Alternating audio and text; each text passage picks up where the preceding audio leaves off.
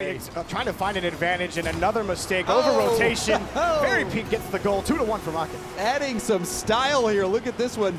Pesci winning that 50-50. A wide open net for Fairy Peak. He actually scoops it. Oh, that's cool. That's called a Musty Flick. The Musty Flick, yeah. He Musty Flicked that ball right cool. Out of the air. It's great to see. Yo, what's going on, guys? I've gotten lots of requests to make a tutorial for the Musty Flick, so I decided to finally make one. I discovered this mechanic in October of 2016, and I posted it to Reddit.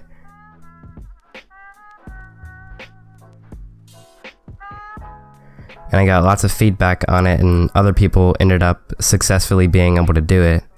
And you know, they posted it and it was pretty cool. I had some people ask me to pick a name for this new mechanic, and I jokingly said the Musty Flick. And I thought there's no way we would actually end up calling this new mechanic the Musty Flick, but other people started calling it that and the name somehow stuck. From then to now, the move has definitely come a long way, so let's get into the tutorial. So as you can probably tell, the move is basically just a forward-facing backflip. You just jump up, tilt your car forward, and then backflip. As you can see, the momentum from my backflip actually propelled me forward.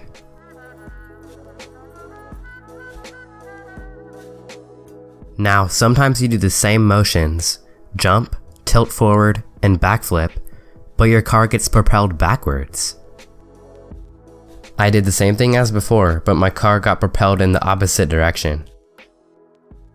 I made a visual to help explain why this happens. Now, it may just look like a red cross, but there's something very important about it. The two lines create a 90-degree angle. Let's call the right side the good zone, and the left side the bad zone. When you lean forward to perform a Musty Flick, you don't want to use your backflip when the nose of your car is in the bad zone because it hasn't tilted more than 90 degrees. This will result in backwards momentum when doing a backflip. What you should do is lean your car forward more than 90 degrees so the nose of your car is in the good zone before you backflip.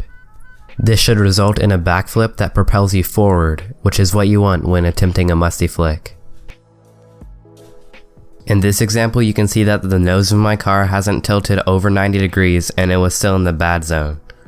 This resulted in my car propelling backwards when I did a backflip. In this example, when I backflipped, you could see that my car was already in the good zone because it had tilted over 90 degrees. This way, I got forward momentum, which is exactly what you want. So now that you know the physics involved in this mechanic, let's get into where the ball should be placed on your car. First, I want to be clear, if you don't already know how to dribble or do normal flicks, you should probably learn those before trying Musty Flicks.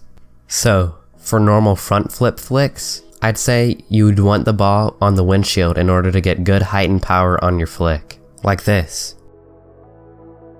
But watch what happens when you try to do Musty Flick with the ball starting on the windshield. This is one of the easiest errors to make when trying a Musty Flick. Notice how the back of the car hits the ball too far away and it's too far for you to flick it. This is because the ball needs to be placed at the very front of the car, almost at the point where you lose control of the dribble. Different cars will vary slightly, but it's all about putting the ball as far forward on the car as you can without losing control of the dribble.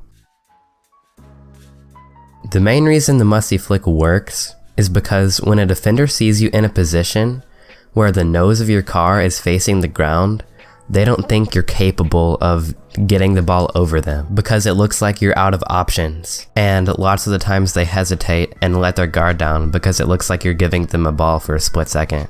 In this case, that's exactly what the defender did, and I scored because of it.